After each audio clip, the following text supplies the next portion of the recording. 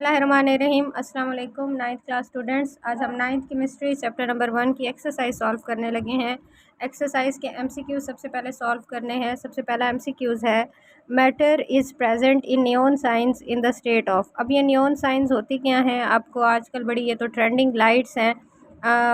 अक्सर जैसे किसी की बर्थडे हो तो पीछे लाइटिंग में हैप्पी बर्थडे लिखा होता है, सिंबल से होते हैं। उनके अंदर ना एक्चुअल में प्लाज्मा फिल किया जाता है, उन लाइट्स के अंदर प्लाज्मा फिल किया जाता है। तो जो नियॉन साइन गैस है, नियॉन साइन जो है उनके अंदर स्टेट कौन सी स्टेट ऑफ मैटर होती है? तो वो प्लाज्मा स्टेट ऑफ मैटर होती है। आगे है hazardous effect of shopping bags are. Shopping bags के जो अफेक्ट्स हैं, यानी हम कह लें हम जो शॉपर वगैरह इस्तेमाल करते हैं उसका अफेक्ट किस चीज़ पे होगा? जियो केमिस्ट्री पे। अर्थ की केमिस्ट्री इनऑर्गेनिक यानी कि कार्बन और हाइड्रोजन के अलावा जो एलिमेंट्स उनके स्टडी उनके कंपाउंड्स की केमिस्ट्री पर, यानी एनालिटिकल केमिस्ट्री पे या इन्वायरमेंट। हमें अच्छे तरीके से पता है कि हम जितना ज़्यादा शॉपिंग बैग्स का इस्तेमाल करेंगे और वो जब ज़मीन के अंदर जाएगी और वो फिर पोल्यूशन की वजह बनेगी तो उसका जो इफेक्ट है वो मेजर है इन्वायरमेंट पे इफेक्ट होगा। तो इसका जो आंसर है वो इन्वायरमेंटल केमिस्ट्री है। The man made polymer is, इंसान ने जो पॉलीमर बनाया है वो कौन सा है? स्टार्च की बात करें तो ये प्लांट्स के अंदर, फूड के अंदर पाया जाता है, हमारी बॉडी के अंदर पाया जाता है। इसके अलावा पॉलीस्टायरीन की बात करें तो ये मैन मेड पॉलीमर है, लेबॉर्ट्री में बनाया जाता है। ठीक है। प्रोटीन्स की बात करें, ये भी लिविंग ऑर्गेनिजम्स, लिविंग थिंग्स के अंदर, फ्रूट्स वेजिटेबल्स के अंदर पाई जाती हैं। एग्स मीट के अंदर। सेलुलोज की बात करें, प्लांट्स के अंदर पाया जाता है। तो ये जो सारे हैं, ये सारे हैं तो पॉलीमर, लेकिन जो इंसान बना सकता है वो कौन सा पॉलीमर है? वो पॉलीस्टायरीन है। The crystal of which substance has rhombic shape. या आपने चैप्टर के अंदर भी पढ़ा है, सल्फर के दो जो थे एलोट्रोप्स पढ़े थे, एक मोनोक्लिनिक था और एक रोहम्बिक था। तो वो जो रोहम्बिक शेप जो क्रिस्टल था वो किसका था? सल्फर का था। ब्रास का भी नहीं था, ग्रेफाइट का भी नहीं था और ब्रोंज का भी नहीं था। तो करेक्ट ऑप्शन कौन सा है? वो है सल्फर। आगे है, which among the following is a colloidal solution. Colloidal solution कौन सा है? क्या वो मिल्क है? क्या वो slate lime used for white wash, ये जो चूना है जो घरों को सफ़ेदी के लिए इस्तेमाल किया जाता है? विनेगर सोल्यूशन यानी उस सिरके का सोल्यूशन, या mixture of AgCl in water? तो इसमें से कोलाइडल सोल्यूशन जो है वो मिल्क है। मिल्क एक कोलाइडल सोल्यूशन है। मिल्क के अंदर जो सोल्यूट पार्टिकल्स हैं वो ना इतने बड़े होते हैं ना इतने छोटे होते हैं। Which of the following is a heterogeneous mixture. इनमें से हेट्रोजीनस मिक्सचर कौन सा है? यानी वो मिक्सचर जिसमें जो होमोजेनस यानी कि वो सारे का सारा एक जैसा ना दिखे। A solution of calcium hydroxide in water. अगर हम कैल्शियम हाइड्रोक्साइड को वाटर में मिक्स करें तो क्या वो हाइड्रोजीनस मिक्सचर होगा? A solution of potassium nitrate. अभी calcium hydroxide, potassium nitrate salt है, वाटर में मिक्स करें तो मिक्सअप हो जाएंगे। हॉट चॉकलेट, गरम चॉकलेट। अगर चॉकलेट की बात करो, जब वो हॉट होती है तो वो पिघली हुई फॉर्म में होती है, यानी लिक्विड स्टेट में होती है, तो वो भी होमोजेनस ही होगी। तो कंक्रीट मिक्सचर या बजरी वगैरह की बात कर लो, उसका जो मिक्सचर होगा वो हेट्रोजीनस मिक्सचर होगा। ये ऑप्शन डी करेक्ट है। आगे है, state of matter whose properties are between those of liquids and crystalline solid. अब ऐसी स्टेट ऑफ मैटर जिसकी प्रॉपर्टीज़ लिक्विड और क्रिस्टलाइन सॉलिड के दरमियान हो, यानी वो कुछ प्रॉपर्टीज़ तो लिक्विड की शो करे और क्रिस्टलाइन सॉलिड मीन यानी कि वो सॉलिड स्टेट में भी हो। तो लिक्विड क्रिस्टल होगा क्या? Super critical. अब लिक्विड क्रिस्टल्स हमें पता है, आपने डेफिनेशन भी पढ़ी थी कि ऐसे वो मैटर स्टेट ऑफ मैटर है जिसमें कुछ प्रॉपर्टीज़ तो लिक्विड की हैं और कुछ क्रिस्टलाइन सॉलिड की हैं। तो इसका करेक्ट ऑप्शन है ऑप्शन ए। आगे है, when the tiny visible particles of substance are dispersed through a medium. अगर किसी भी पार्टिकल्स को अगर आप किसी मीडियम से गुजारो तो वो बिखर जाएं तो मिक्सचर क्या होगा?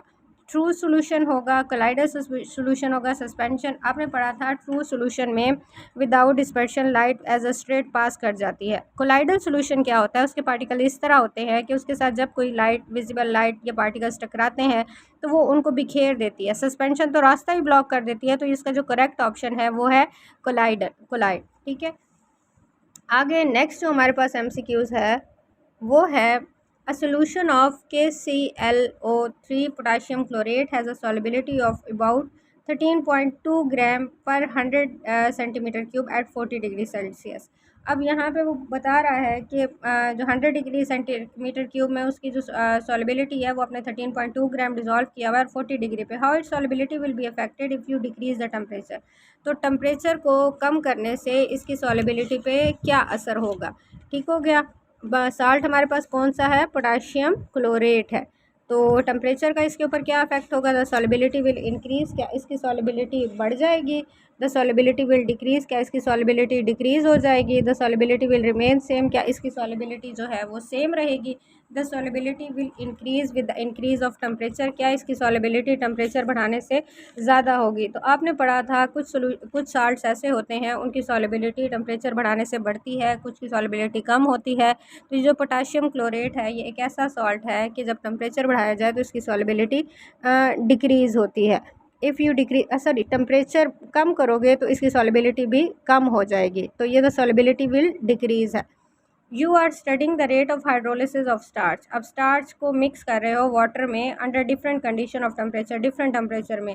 अब in which branch chemistry the topic will discuss, तो किस ब्रांच में ये देखा जाएगा, ये टेम्परेचर चेंज है। टेम्परेचर चेंज का जो इफेक्ट होता है वो ऑर्गेनिक में देखा जाएगा। स्टार्च इधर के ऑर्गेनिक कंपाउंड है, लेकिन क्या ये ऑर्गेनिक केमिस्ट्री में, लेकिन हम देख तो टेम्परेचर का इफेक्ट रहे हैं। तो एनालिटिकल केमिस्ट्री में, बायो केमिस्ट्री में, तो ये फिजिकल केमिस्ट्री में इसको स्टडी किया जाएगा। तो इसका जो करेक्ट ऑप्शन है ये ऑप्शन डी है।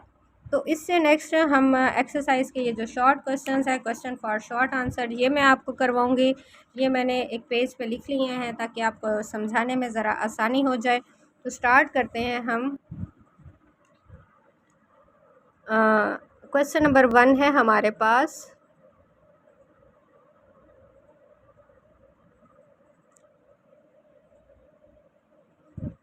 Y is there a need to divide chemistry into many branches, chemistry को मुख्तलिफ ब्रांचेस में डिवाइड करने की क्यों ज़रूरत है। गिव 3 रीजन्स, हमने 3 रीजन्स देनी है।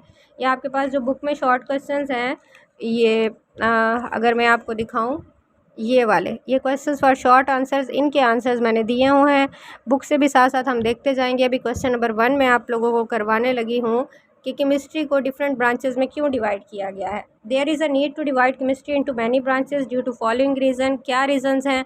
अब रीज़न नंबर 1 हमारे पास जो दी गई है वो ये है, to understand the widely spread complex subject of chemistry, यानी केमिस्ट्री इतना वाइड, इतना फैला हुआ सब्जेक्ट है। यानी मैं कह लूँ कि एक ब्रांच में अगर आप स्टडी करते तो ये पॉसिबल ही नहीं था। अगर मैं ऑर्गेनिक केमिस्ट्री की बात करूँ तो आपने देखा है कि million trillion of organic compounds पाए जाते हैं, और फिर इनऑर्गेनिक केमिस्ट्री वहाँ पे तो और अलग से एलिमेंट्स कंपाउंड्स वगैरह हैं, तो उनके डिफरेंट एस्पेक्ट्स को स्टडी करना ये पॉसिबल ही नहीं है। तो मुख्तलिफ इतना जो फैला हुआ सब्जेक्ट है उसको समझने के लिए इसको डिफरेंट ब्रांचेस में डिवाइड किया गया है। To concentrate on its specific aspects, यानी जो उसके ख़ास एस्पेक्ट्स हैं, पहलू हैं, उनके ऊपर तवज्जो देने के लिए क्या है कि इसको डिफरेंट ब्रांचेस में डिवाइड किया गया है।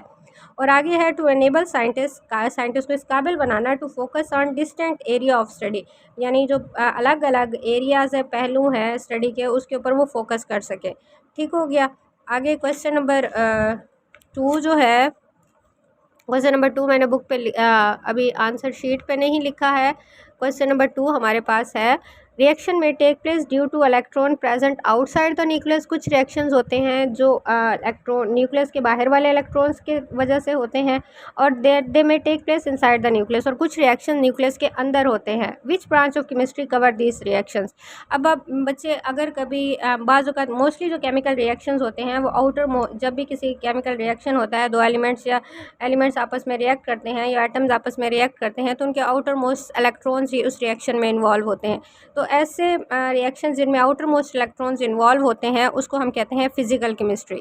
उनकी स्टडी जो की जाती है वो फिजिकल केमिस्ट्री में की जाती है। तो physical chemistry deals with the reaction involving electrons outside the nucleus. ठीक हो गया। लेकिन अगर हम कभी कहें न्यूक्लियर रिएक्शंस भी होते हैं, लाइक न्यूक्लियस के अंदर फिशन होता है, फ्यूजन होता है, यानी न्यूक्लियस आपस में कंबाइन होते हैं, न्यूक्लियस ब्रेक होते हैं। तो जब कभी न्यूक्लियस के अंदर जो इलेक्ट्रॉन्स की हम स्टडी, या हम न्यूक्लियस के अंदर इन्वॉल्व रिएक्शंस की जब हम स्टडी करेंगे तो उसको हम कहेंगे nuclear chemistry. Deals with the reaction taking place in the nucleus of atom. ठीक है। अगला क्वेश्चन हमारा क्या है, what type of problems are solved in analytical chemistry. Analytical chemistry में किस तरह के मसले, किस तरह के प्रॉब्लम्स को सॉल्व किया जाता है। Analytical chemistry solve problems related to analysis of different substances, यानी मुख्तलिफ चीज़ों का मुशाहिदा करना, उसको देखना, जांच पड़ताल करना, उन ऐसे यानी कोई चीज़ कैसे बनी हुई है, उसके अंदर क्या केमिकल कंपोजिशन है। ठीक है। ये ऐसे प्रॉब्लम्स जो है वो एनालिटिकल केमिस्ट्री में सॉल्व किए जाते हैं। इट इन्वॉल्व्स द सेपरेशन, इसके अंदर चीज़ों को देखा जाता है, यानी ये मेजर मेजर क्या क्या कंपोनेंट्स है उसको सेपरेट किया जाता है, उसकी आइडेंटिफिकेशन यानी उनकी शनाख्त की जाती है, डिटर्मिनेशन पहचान की जाती है of the concentration of components, यानी जो भी कंपोनेंट्स किसी चीज़ के अंदर, फॉर एग्जांपल मैं क्या लेती हूँ, शैम्पू ही है मेरे पास, ठीक है। अब मैं देखना चाहती हूँ कि ये केमिकली किस तरह से बना हुआ है, इसके अंदर कौन कौन से इंग्रेडिएंट्स इन्वॉल्व हैं, उनकी कंसनट्रेशन क्या है, क्या क्या मटेरियल यूज़ किए गए हैं, किस रेशो में यूज़ किए गए हैं। तो ये सारी जो स्टडी होगी ये किस ब्रांच में होगी, एनालिटिकल केमिस्ट्री में होगी। तो ये क्वेश्चन नंबर 3 था। इसके बाद हम मूव करते हैं क्वेश्चन नंबर 4 की तरफ। आगे हमारे पास क्वेश्चन नंबर 4 है। क्वेश्चन नंबर 4 है, both graphite and graphene have hexagonal layer structure. Hexagonal का मतलब होता है 6 कॉर्नर वाला, ठीक है। किसी भी, फॉर एग्जांपल मैं कहती हूँ ये 1 कॉर्नर, 2 कॉर्नर, 3, 4, 5, 6, ये इस तरह का, ये 6 कॉर्नर वाला जो स्ट्रक्चर है ना, ये हेक्सागोन कहलाता है। अब यहाँ पे ग्रेफाइट और ग्रेफीन की बात की है, दोनों के ही हेक्सागोनल स्ट्रक्चर्स हैं, लेकिन इनमें डिफरेंस क्या है। अगर मैं बात करूँ ना ग्रेफाइट की, तो वो एक्चुअल में ग्रेफीन से बना होता है। ग्रेफीन क्या है, पहले तो हमें ग्रेफीन के बारे में पता होना चाहिए। Graphene is made up of carbon atom arranged in hexagonal pattern. जैसे मैं बात करूँ, ये मैंने 6 कॉर्नर वाली रिंग बना दी है, तो इसी तरह से ग्रेफीन में भी कार्बन एटम होते हैं, 6 कॉर्नर वाली रिंग बनाए होते हैं। लेकिन ग्रेफाइट जो है ये बहुत ज़्यादा ग्रेफीन से मिला होता है। जैसे मैं कहूँ एक ग्रेफीन, दूसरी ग्रेफीन, बहुत सारी लेयर्स फॉर्म में, मल्टीपल लेयर्स ग्रेफीन की जब इकट्ठी होंगी तो वो क्या बना देंगी, ग्रेफाइट बना देंगी। तो यहाँ पे लिखा हुआ है graphite is made up of multiple layer of graphene stack together, जो एक दूसरे के साथ जुड़ी होती हैं। जबकि ग्रेफीन क्या होती है, graphene is made up of carbon atom arrange in hexagonal pattern. इसी तरह से कार्बन एटम 6 रिंग के फॉर्म में अरेंज होते हैं, तो ये ग्रेफीन कहलाती है। अब अगर मैं ग्रेफाइट की बात करूँ तो ये सॉफ्ट होता है, स्लिपरी यानी फिसलने वाला होता है, एंड कंडक्टिव, और इनमें से करंट पास हो जाता है to weak forces of layer, यानी इनकी जो लेयर्स होती हैं वो आपस में वीकली अटैच्ड होती हैं, इसलिए इनमें से जो है ये कंडक्टिव होते हैं। ठीक हो गया कुछ कुछ हद तक। It is used in pencil, हमें पता है ये लेड पेंसिल जो अभी मैं आपके सामने, इसके अंदर जो है ना, ये जो पेंसिल के अंदर ये जो सिक्का यूज़ हुआ है ये भी ग्रेफाइट का बना हुआ है। It is used in pencil, lubricant के तौर पर इस्तेमाल होता है, जैसे ग्रीस, ऑयल वगैरह, एंड ऐसा इलेक्ट्रोड मटीरियल, इलेक्ट्रोड के मटीरियल के तौर पर भी इस्तेमाल होता है। जबकि अगर मैं ग्रेफीन की बात करूँ, इट इज़ एक्सट्रीमली स्ट्रॉन्ग, ये बहुत ज़्यादा स्ट्रॉन्ग होती है, फ्लेक्सिबल एंड एक्सीलेंट कंडक्टर, ये बहुत ज़्यादा अच्छी कंडक्टर होती है। It is used in advance technology like electronic sensor वगैरह में इस ग्रेफीन का इस्तेमाल किया जाता है। ठीक हो गया। आगे है, why are super critical fluids important. अब सुपर क्रिटिकल फ्लूइड्स आपने चैप्टर के अंदर डेफिनेशन पढ़ी थी। सुपर क्रिटिकल फ्लूइड इंपॉर्टेंट क्यों होते हैं, क्योंकि वो बहुत ज़्यादा कंप्रेस स्टेट होती है, यानी आप कह लो गैसेस को बहुत ज़्यादा कंप्रेस फॉर्म में रखा जाए तो गैसेस और लिक्विड्स की कंप्रेस स्टेट होती है, उनको कहते हैं सुपर क्रिटिकल फ्लूइड। यानी दबाव में प्रेशराइज करके जब गैसेस और लिक्विड्स को रखा जाए तो ऐसी स्टेट कहलाती है सुपर क्रिटिकल फ्लूइड। अब कुछ रिएक्शंस होते हैं जो आम किस्म के सॉल्वेंट्स में नहीं होते, लाइक मैं कहूँ वाटर एक यूनिवर्सल सॉल्वेंट है, मोस्टली रिएक्शन केमिकल वाटर के अंदर हो जाते हैं, लेकिन जो रिएक्शन वाटर के अंदर ना हो उनको सुपर क्रिटिकल फ्लूइड्स के अंदर करवाया जा सकता है। केमिकल रिएक्शन विच में not be carried out in conventional solvent, जो आम किस्म के सॉल्वेंट में ना हो, में पॉसिबली कैरिड आउट, जैसे यहाँ पे कार्बन डाइऑक्साइड की बात की गई है। सुपर क्रिटिकल कार्बन डाइऑक्साइड वो कार्बन डाइऑक्साइड होगी जो हाईली प्रेशराइज्ड होगी, हाईली उसको बहुत ज़्यादा प्रेशराइज किया होगा। In which state does matter exist in sun, sun के अंदर, जो सूरज के अंदर मैटर है वो किस फॉर्म में पाया जाता है। ऑल्दो हमें पता है हमारी यूनिवर्स में जो मेजरली मैटर है वो सॉलिड स्टेट में पाया जाता है, लेकिन अगर अर्थ में जो मोस्टली मैटर है वो सॉलिड स्टेट में पाया जाता है, लेकिन अगर यूनिवर्स की बात करें, प्लैनेट्स की बात करें, गैलेक्सीज की बात करें, उसमें मोस्टली जो मैटर पाया जाता है वो प्लाज्मा स्टेट में है। तो सन के अंदर भी जो मैटर है वो प्लाज्मा स्टेट में पाया जाता है।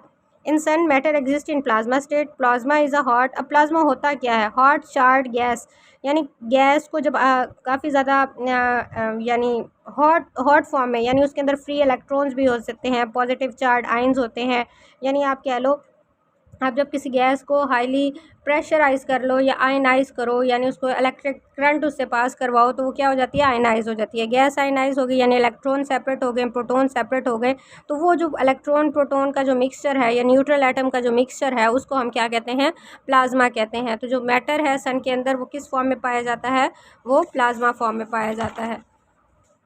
नेक्स्ट हमारे पास क्वेश्चन है, what is importance of graphene? आपने पहले भी पढ़ी है ग्रेफीन की क्या इंपॉर्टेंस है। स्ट्रॉन्ग होता है बहुत ज़्यादा हाईली, आप कह लेंगे इतना ज़्यादा स्ट्रॉन्ग है यानी लोहे से ज़्यादा स्ट्रॉन्ग है, लेकिन इसकी फ्लेक्सिबिलिटी रबड़ से ज़्यादा ये फ्लेक्सिबल होता है। ये एक ऐसा सुपर क्रिटिकल मटेरियल है, यानी आप कह लो सुपर मटेरियल है, यानी इसकी इसकी स्ट्रेंथ भी इतनी ज़्यादा है और इसकी फ्लेक्सिबिलिटी भी इतनी ज़्यादा है कि ये आयरन से ज़्यादा स्ट्रॉन्ग है और ये रबड़ से ज़्यादा फ्लेक्सिबल है। Graphene is extremely strong but light weight, और इसका वेट क्या है, बहुत ज़्यादा लाइट होता है। इट कंडक्ट इलेक्ट्रिसिटी, इसमें से करंट पास होता है, and heat. It is flexible and can bend without breaking, यानी इसको अगर आप मड़ोड़ो तोड़ो झुकाओ वगैरह तो फिर ये क्या है, ये ब्रेक हुए बगैर टूटे बगैर ये बेंड हो जाता है। It is the thinnest material just one atom, और ये इतना ज़्यादा बारीक है ना, ये सुपर क्रिटिकल मटेरियल कहलाता है। यानी जैसे आप कह लें ना सुपर हीरोज़ होते हैं जो नॉर्मल लाइफ में एग्जिस्ट नहीं करते, तो ये भी एक ऐसा मटेरियल है नॉर्मली, यानी अंडर बड़ा सुपर मटेरियल है। इसकी जो है एक एटम जितनी। हम to most of material things world belong, हमारा जो दुनिया है उसमें मोस्टली मैटर किस फॉर्म से बिलोंग करता है, तो तो मोस्टली उसमें जो है ना वो सॉलिड स्टेट से बिलोंग करती हैं चीज़ें। तो यहाँ तक थे हमारे शॉर्ट क्वेश्चंस। उम्मीद करती हूँ आपको समझ आ गई होगी। अगर आपको कोई कन्फ्यूजन है या आप कोई सजेशन देना चाहते हैं कि मैं इस तरह से समझाऊँ, तो मैं आपको उस तरह से समझा दूँगी। मिलते हैं नेक्स्ट लेक्चर्स में, तब तक अपना ख्याल रखिएगा। अल्लाह हाफिज़।